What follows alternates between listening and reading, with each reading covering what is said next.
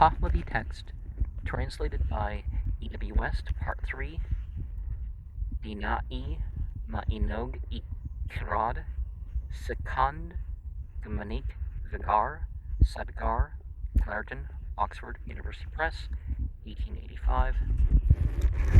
The Sikand-Gumanik Vigar. The term Sikand-Gumanik Vigar, doubt-dispelling explanation, is the Pahlavi name applied to a controversial work by its author. The chief object of the work is to prove the correctness of the fundamental doctrine of the Mazda-worshipping religion, that good and evil do not proceed from the same source, and to show that other religions, while professing to believe in the unity of creation, can only account for the origin of evil, either by degrading the character of the sacred being or by attributing evil to a corrupting influence, which is really a second being. In other words, the author's object is to show that all people who believe in an all-good and omnipotent creator must logically admit the existence of an independent origin of evil, whatever they may say to the contrary. So there's not natural evil in this view. Just like in Islam, there's not natural evil. Evil is a choice that some beings make.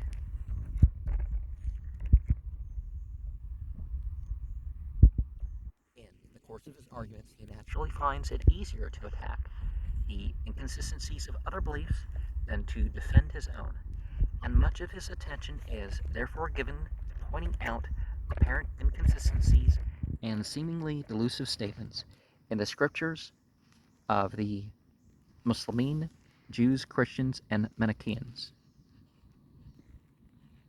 Well, not everything's an inconsistency.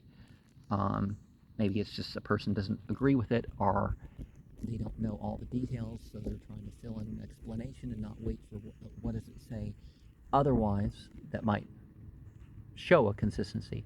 But most religious texts show an inconsistency, so I understand that.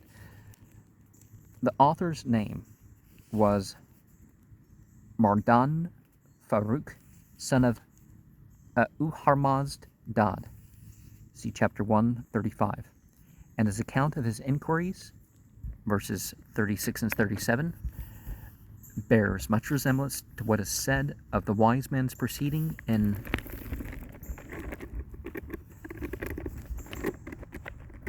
Ma'inyo Iqard 1:34 to 36. He determines to write a treatise for removing religious doubt and calls it the Sikand-Gumanik Vigar, chapter 1:38. He is also careful in stating that he has selected many of his facts and arguments from older writings, such as those of Atur Padi Yavand, see chapter 1:38, 406, 9, 2, 1052, which he had found in the Deen card, see chapter 407, 9, 1, and 4, 1057, compiled by Atur Frobag, son of Farooq Zad. In this statement, he must be referring to the first two books of the Deen card, which have not yet been discovered, as the other 7 books which are extant do not contain the matters to which he alludes. He also mentions the Roshan manuscript compiled by Roshan, son of Atur Frobag, see chapter 10, verses 53 and 54, a writer who is often quoted in the Pahlavi commentaries on the Avesta, see Shayas to Shayas 1:4, and he begins his religious discussion by replying to some difficulties that had been suggested to him in a friendly manner for solution by Mitro Iyar, son of Mahmad of Ispahan, see chapter 2, 1 and 2. His allusions to Islam are of a very guarded character, though sufficiently clear to leave no doubt as to the religion he means, and sometimes issues that people say, or not the religion, but the jurisprudence, the fiqh.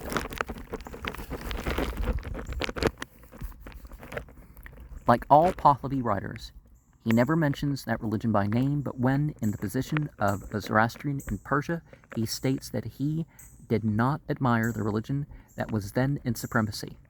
There can be little doubt that he refers to Islam, and any such doubt would be dispelled not only by such vague references to passages in the Quran as occur in chapter 9, 4, and 5, and verses 269 to 271, but also by the distinct quotation of a striking legend from the same source regarding the fallen angel, verses 52 to 60 and 248 of the same chapter, and by the use of the term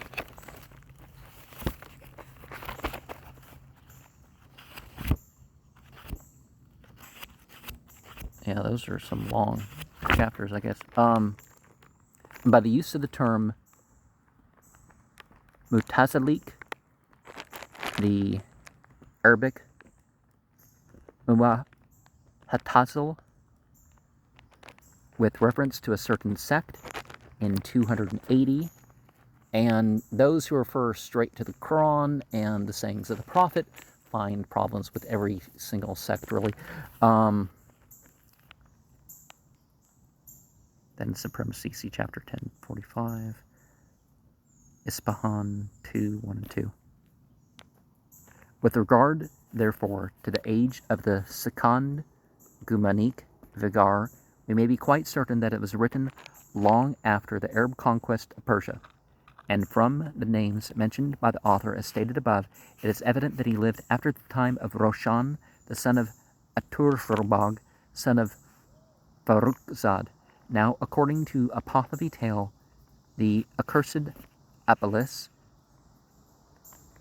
the Zandik, reading of this name is uncertain, but this is the Pazan form, and the Pahlavi tale, a copy of which is contained in the very old Codex number 20 in the University Library at Copenhagen, folios 148 152.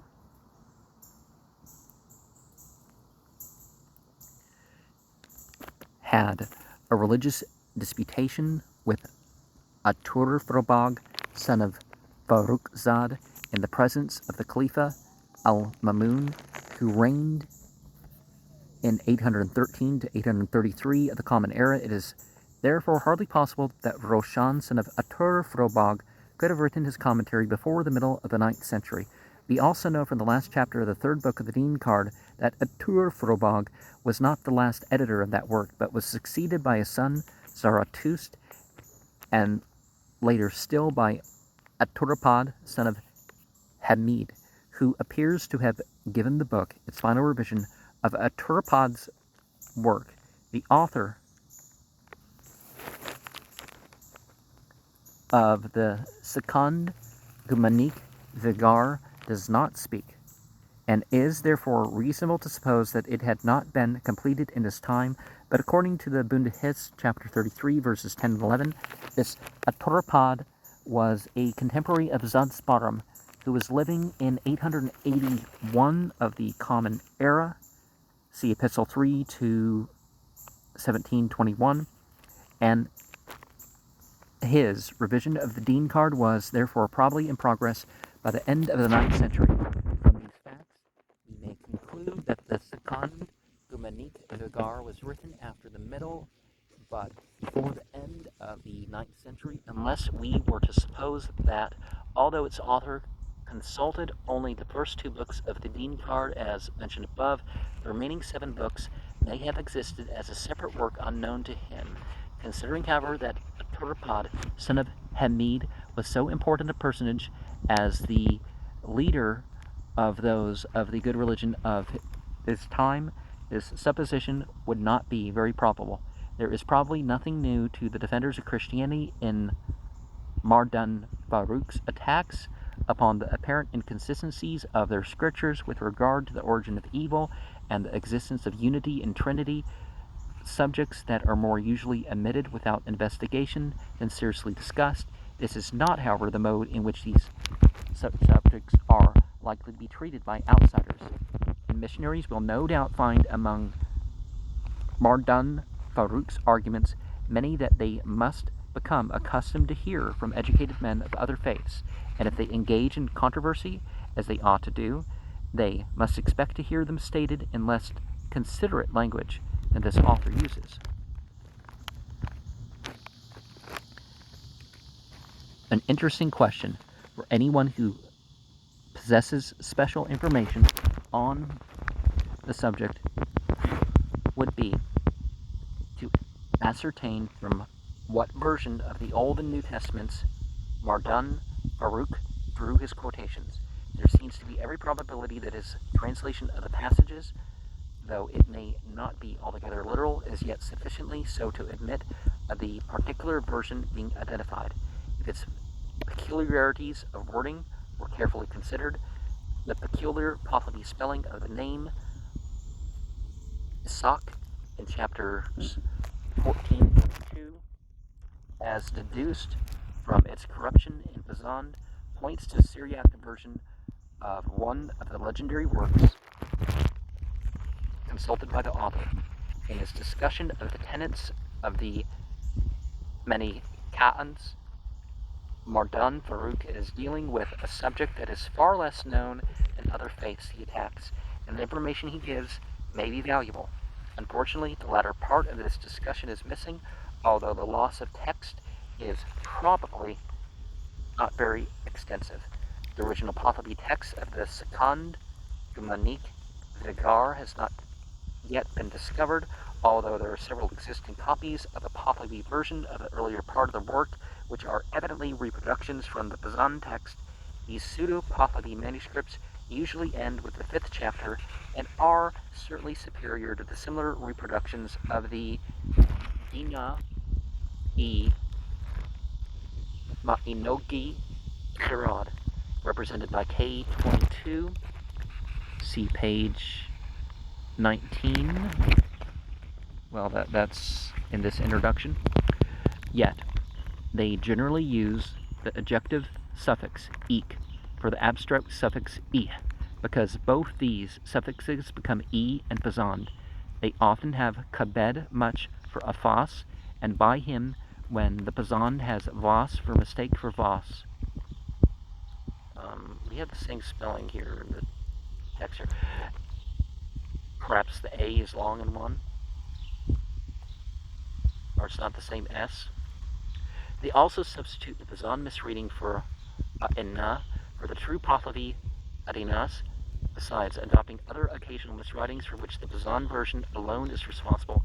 Such manuscripts could be of no critical value unless they had descended from some family of Pazand manuscripts which had left no surviving representatives in Pazand.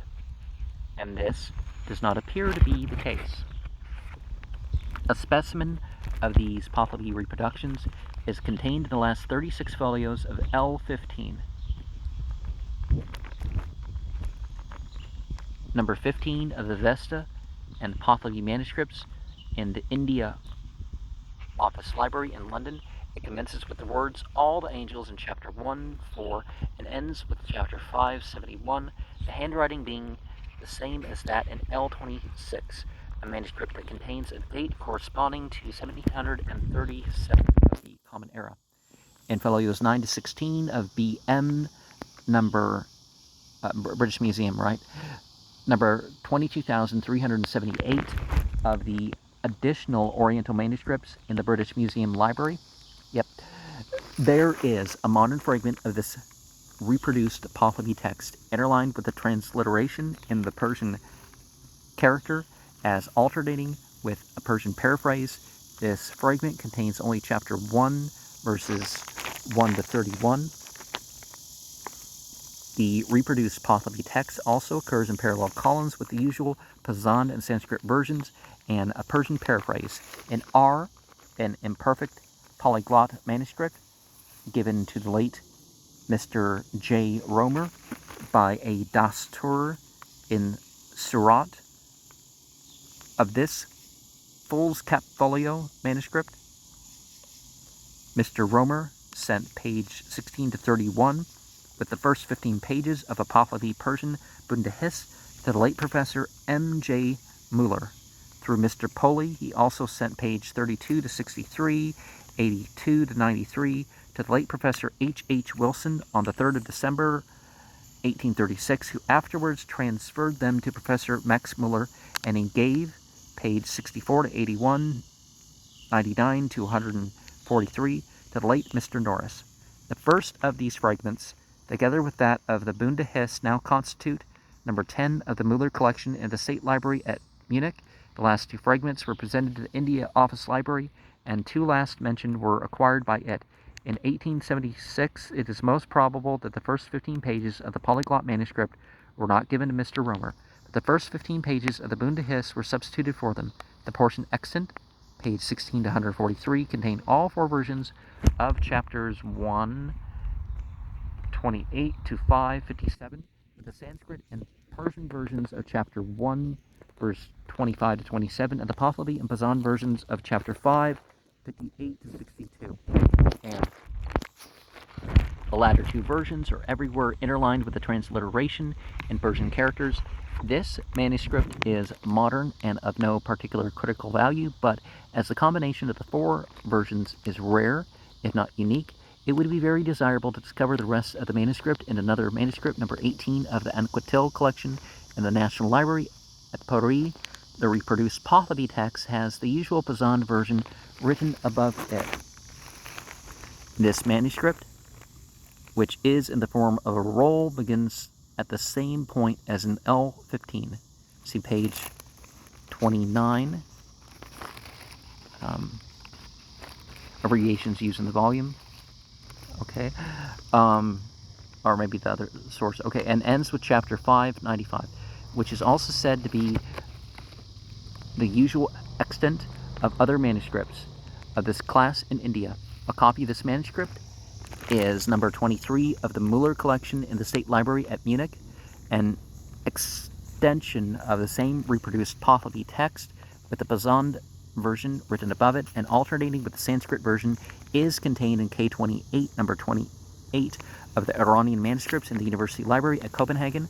It is an imperfect octavo manuscript, of which only 66 folios remain, written 11 lines to the page, and in its present state it is undated but seems to be fully 150 years old. The portion of the text that it still contains are only chapters 1, verse 1, 2, 2, 8, 3, 1 to 25, 3, 36, 2, 4, 106, 8, 103 to 9, 16, 9, 30 to 10,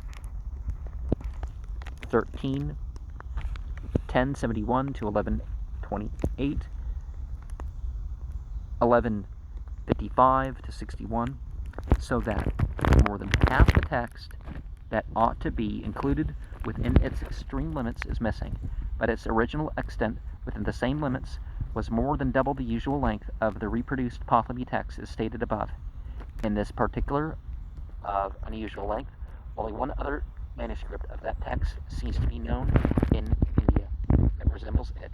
In addition to the imperfect copy next described, K28 contains Nario Sung's usual Sanskrit introduction, see page 33, and differs from the oldest Pazan manuscript, AK, in only 2 or 3 instances, and these variations can be explained as corrections made on the authority of the Sanskrit version.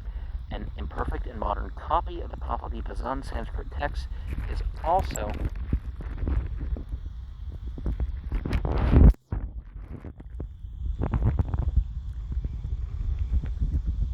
contained in 22 folios prefixed to AK described below. This copy commences with Nario Sung's Sanskrit introduction and includes only chapters 1 to 4, 100, and 10, 71 to 1147.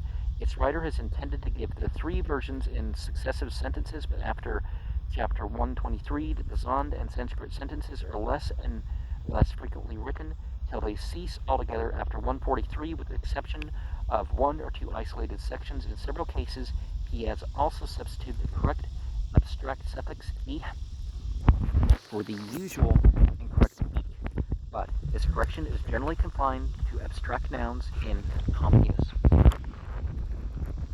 As none of these Pahlavi manuscripts can be considered otherwise than as reproductions from the Pazand, it is the Pazand Sanskrit version of Naryo Sung that we must still look for the nearest approach to the original text of the work. It is in this version, too, that we find the greatest extent of text still extant, although the Sikand-Gumanik Vigar seems to possess the peculiarity of wording out all its copyists at some point or other, so that not only is there no complete copy of the work known, but also nearly every copyist has stopped his work at a different place. The oldest known manuscript of the Pazand Sanskrit version belongs to Dastur Hoshangje Jamaspje of Pune, and is called AK because it is supposed to have been written by Asadin, son of Kaka. Its present state, this manuscript consists of 77 small quarter folios of very old discolored Indian paper, written 16 lines to the page, and containing the Pazand version in short sentences, alternating with a word-for-word Sanskrit translation of each sentence, the Sanskrit being written upside down for the sake of forming a continuous line with the reversely written Avesta characters of the Pazand. From other manuscripts, it is known that this Pazand Sanskrit version was compiled by Naryo Sung, son of Laval, but in this manuscript, his usual Sanskrit introduction is lost with the first 3 folios of the text, and the existing 77 folios contain only chapters 116 to 1145. As this extends only 1 folio beyond the middle of the whole of the text that is extant, it is supposed that this old manuscript was divided into 2 nearly equal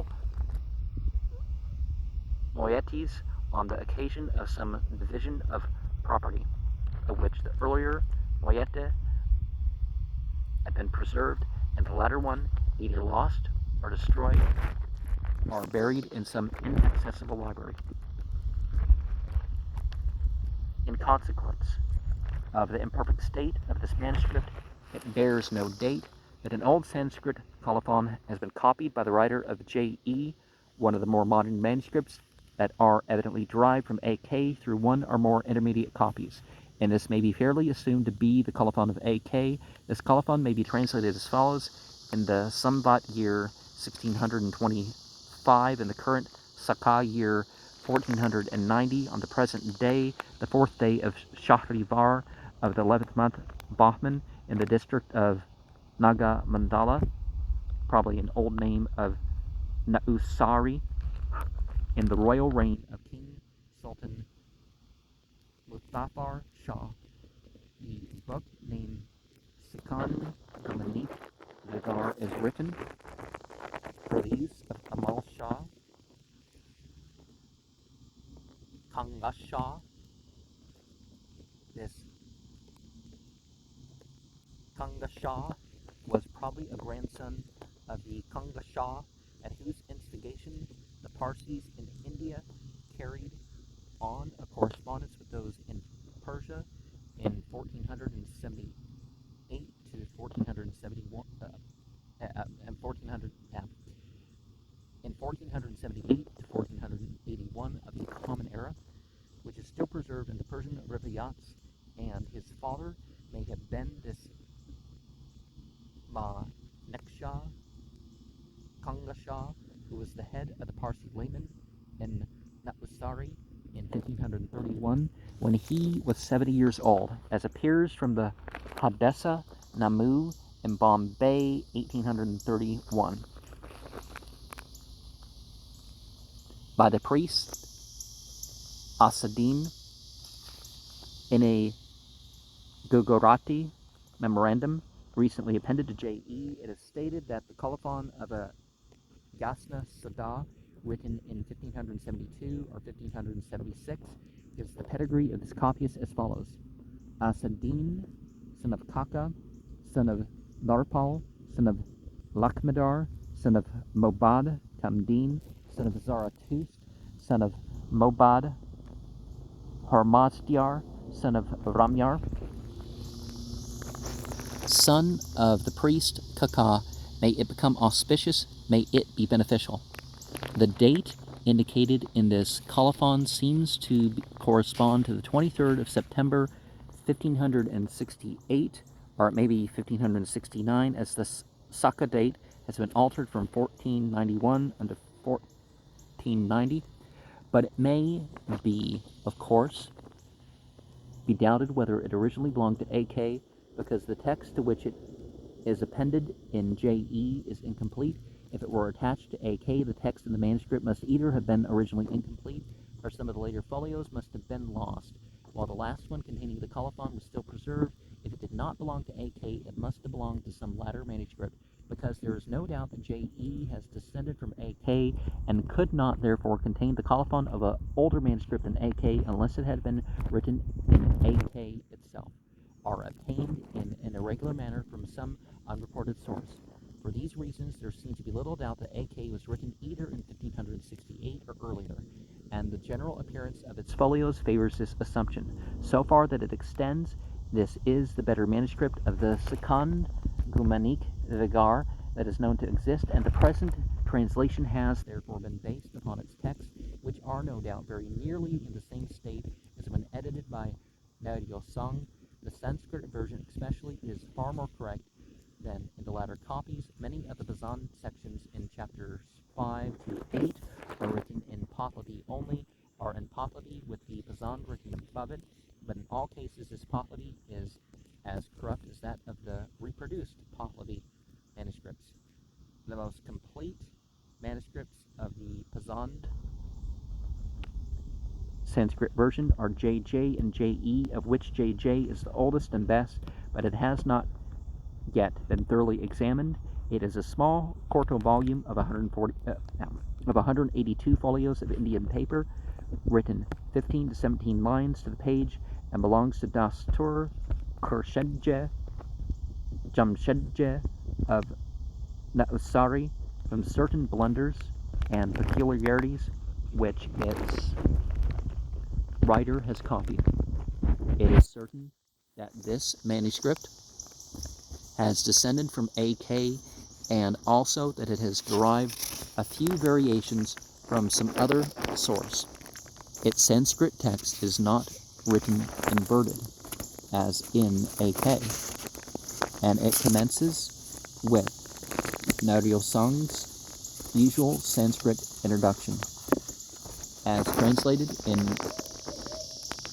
page 20, but with the clause containing the names altered to the following effect. Well, XX, they're listing, so. This book, named Sikand-Gumanik Vigar, is translated by me, Naryosong, son of Laval, from the Pahlavi language into the Sanskrit language, and written from the difficult Parsi letters with the Avesta letters, for the joyful understanding of the good listeners to instruction. The true-minded, the texts in JJ are the same extant as the translation in this volume, and are followed by a colophon in Persian, Sanskrit, and imperfect Pahlavi, which states the manuscript was written by Dastur Jamshed, son of Jamasp, son of Asa, son of Fradun, inhabitants of Navsari, and completed on the day Srosh of the month Ukuman, AY 1137, corresponding to the 28th of August, 1768. The other manuscript, JE, which is as complete as the translation in this volume, is a Foolscap folio volume of 132 folios, written in 18 lines to the page, and belongs to Dastur Hoshangje Jamaspje of Pune. It corresponds very closely with JJ, but its Sanskrit, which is not written inverted, is rather more corrupt, and it contains the same indications of descent from AK as that manuscript does, with the same variations derived from some other source. It commences with Naryosong's usual Sanskrit introduction, and at the end of the text it has the old Sanskrit colophon translated above and supposed to belong to AK, and this is followed by a Persian colophon written on the day Hormazd of the month Bahman, AY 1211, corresponding to the 26th of July, 1842, and stating that this manuscript was copied from that of Asadin, son of Kaka, in Bombay by Jamshed, son of Adalja, son of Bahmanja, son of the writer of JJ. From this, it might be too hastily assumed that the old manuscript AK was still complete as recently as 1842. But if such were the case, it would be difficult to understand why Dastur Hoshangje could learn nothing about its missing moiety some 25 years afterwards, when he made searching inquiries on the subject, and it would be still more difficult to explain the variations in J.E. already mentioned as derived from some other source in A.K. It is probable that the writer of J.E. found the old colophon of A.K. copied at the end of a more recent manuscript, which led him to believe that the latter was written by Asaddin, son of Kaka. That the first folio of A.K. had already been lost considerable more than a century ago. Considerably more. Appears from PB3, number 3 of the Bernov collection in the National Library at Paris, which was evidently copied from a copy of AK and is certainly more than a century old, judging from the general appearance of the paper on which it is written. This manuscript, which was given to Bernov by Mr. Manekje Khurshedje of Bombay, is a small octavo volume of 125 folios of Indian paper, written 12 to 16 lines to the page, and contains the Pazan Sanskrit text of chapter 1, 553, and 2, 5 to 1066. The Sanskrit being written upside down is an AK, the loss of Naryosang's Sanskrit introduction in chapter 1, 1 to 4 of the text, that the first folio of AK was already missing when the original PB3 was copied, and several lacuna of the earlier folios, which have been filled up in red ink from some other source, indicate the torn condition of the earlier folios of AK. The loss of chapters 154 to 24 is due to 2 folios being absent between folios 11 and 12 of PB3, and after chapters 1066 of all further folios have been lost. In some sections, in chapter 6 and 8, where the Pazan text is written above its Pahlavi equivalent in AK, much confusion has been occasioned in PB3 by reading the Pazan and Pahlavi versions as 2 successive lines of the text, and it is evident that this confusion originated in some manuscript intermediate between AK and PB3, although it has been increased by further blundering on the part of the writer of PB3 itself. The Pazan version of Naryosang also occurs in shorter sentences, alternating with the Gujarati translation in MH19, number 19 of the Haug collection in the State Library at Munich.